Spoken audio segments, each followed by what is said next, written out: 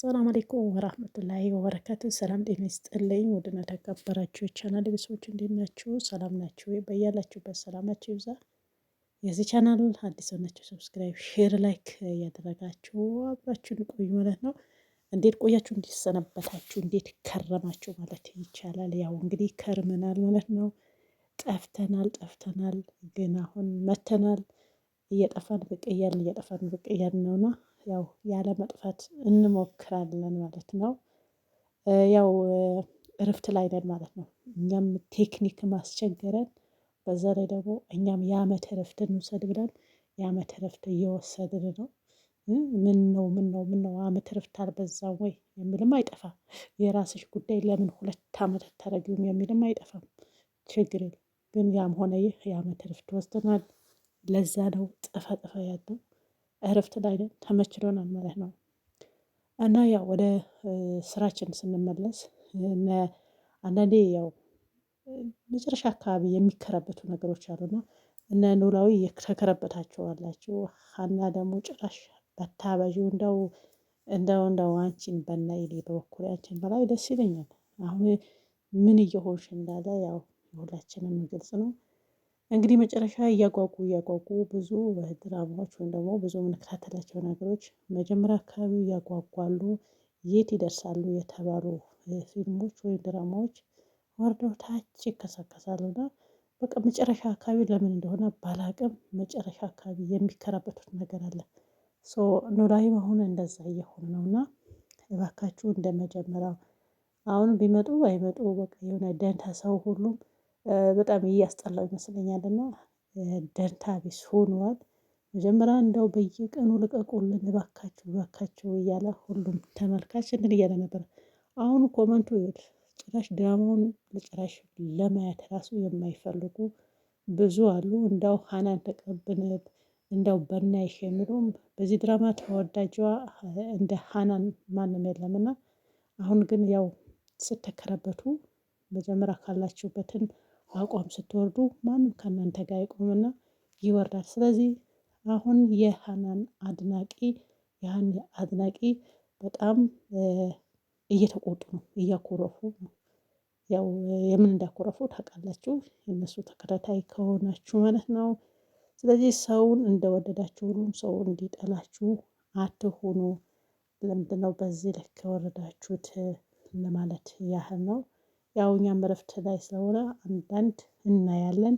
እኛም ደግሞ መጀመሪያ ስንጓጓ እንደው በየቀኑ ይሁን ብለን ስንጓጓ ስንጠብቅ አሁን ግን ያው እጅ ብሏል ማለት ነውና ለምን እነሱ ብቻ አይደሉም በነገራችን ላይ ታስታውሳችሁ ሀረግ ድራማ መጨረሻ አካባቢ በቃ መጀመሪያ በጣም እንትን እያለ ግን ከኋላ ተከራበተ ማለት ነው።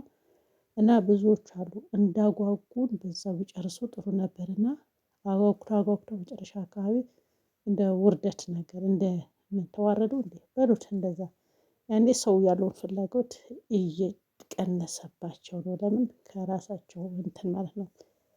እና እንደዚህ አይነት ነገር ባታደርጉ የተሻለ ነው።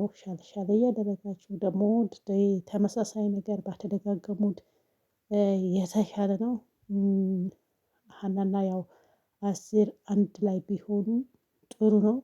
ሀና ግን እንደው ዝም ብለሽ ወዲያ ወዲህ እያልሽ ሰውን እያስጠላሽው ነውና እባክሽን አሁን ይሄን ፓርት ምንም የሚያስተምረኝ ነገር የለምና ባይሆን ከችግሯም ከመከራዋም ከደስታዋም አብሮ ያሳለፈ ከእሱ ጋር ሆና ብትሆን ያው የተሻለ ነው።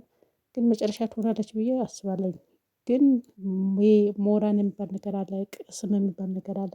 ያ ሁሉም ከተከለከሉ በኋላ አይደለምና እንደዛ ቢሆን ግን ደስ አይልም። ሰው እንደወደዳችሁ እንዳይጠላችሁ በጣም ተወዳጅነት ነበራችሁ መጀመሪያ አካባቢ። አሁን ግን ተወዳጅነታችሁ እየቀነሰ ነውና እባካችሁ ወደ መጀመሪያ አካባቢ መለስ በሉ ለማለት ያህል ነው። ስለዚህ የተመልካችም ሀሳብ አስተያየት መቀበል ግድ ነውና ሀሳብ አስተያየት እየተቀበላችሁ ያው በእርግጠኝነት ኮመንት ታነባላችሁ። ሁላችሁም እንደምታነቡ ነው ባለፈው ነግራችሁናል።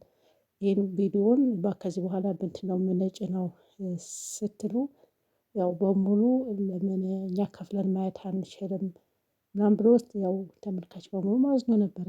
ያ ደግሞ እያንዳንዱ ኮመንት አንብባችሁ ነው እየመለሳችሁ ነበራችሁ። ስለዚህ አሁንም ደግሞ ክብር የተመልካች ይኖራችሁ። ተመልካች አስተያየት የሰጠበት ነገር ያን ነገር ልታስተካክሉት ይገባል ማለት ነው።